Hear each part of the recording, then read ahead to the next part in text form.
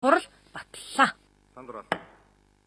Өчигдрийн засгийн газрын хуралдаанаар 5 толгой гашуун сухатын чиглэл нүүрс тээвэрлэлд үүсэж байгаа хүндрэлийг ярилцах зорилгоор зарим зохицуултуудыг хийлээ. Тодорхойлбол гашуун сухайд ганц модны хэлийн бомбын нэвтрүүлэх чадвар нэмэгдэх хүртэл түр хугацаанд 5 толгой ордоос цагаан хадны галын хяналтын бүс хүртэл цагаан хаднаас гашуун сухат бомб гэсэн чиглэлээр тээвэр хийх шийдвэрийг гаргаад байгаа юм а. Энэ оны 7 дугаар сараас өмнө гашуун сухад бомбоор өдөртөө 1200-аас 1500 ачааны автомашин хил нэвтэрч байсан бол за одоо ердөө 500-аас 600 болсон юм а. Үүнээс олж 5 толгой урхаагаас гашуун сухад бомбт чиглэлийн 239 км замд ачаалал эрс нэмэгдэж 140 км урт дараалал үүсэж байгаа юм а. Тэгвэл засгийн газрын хуралдаанаас энэ чиглэлд уртын болон богино ирээс хийх шийдвэрийг гаргалаа. Тээврийн хэрэгслэр 10 хагас сарын хугацаанд нэг удаа гарч байгаа тохиолдолд тээврийн жолооч нар ер нь богино цагаан хад хүртэлх одоо тээврийн хэрэгслэг нүүрсээ одоо ачиж буулгаснараа ер нь сарлаа нэг 2 удаагийн эргэлт хийх энэ бол одоо шинэ авж байгаа урамшуул цалингийн хэмжээ бас 2 дахин нэмэгдэх ийм одоо тооцоолол байгаа.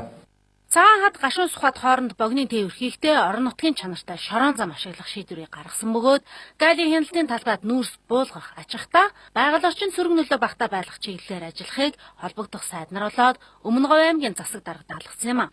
За энэ арга хэмжээнд түр хугацааных бөгөөд галын хяналтын бүсийн ажлыг эрчимжүүлэх, гашуун сухад бомбтод орчин үеийн эрдэнэтгийн аппарат хяналтын тоног төхөөрөмж худалдан авах зэрэгт шаарддаг хөрөнгийг засгийн газрын нөөц сан болон бусад их усрээс гаргахаар шийдвэрлсэн юм а. Автозам дээр нэг 65 тонны даацтайгаар одоо тээвэр хийх ийм одоо хууль юутай тогтоож шийдвэртэй байдаг.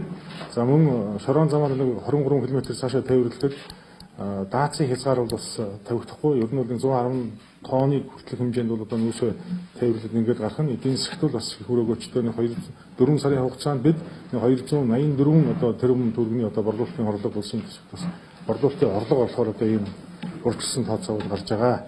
За мөн өчигдрийн засгийн газрын хуралдаанаас төмөр замаар дамжин өнгөрөх ачаатай эвэрлэх нөхцөлийн тухай Монгол Улсын засгийн газар хийгээд Оросын холбооны улсын засгийн газар хоорондын хэлэлцээрийн төслийг хэлэлцэж дэмжсэн байна.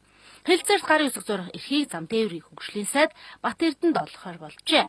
За хэлэлцээр хүчин төгөлдөр болсноор манай улсын экспортын бараа бүтээгдэхүүнийг Оросын холбооны улсын нутгаар дамжуулан төмөр замаар тээвэрлэж 3 дахь зах зээлд гаргах тохиолдолд 25 жилийн хугацаанд тогтвортой тарифын хөнгөлөлт эдлэхээр болж байгаа юм а. Өмнөх мэдээллийн хөтөлбөрөөр бид Төв аймгийн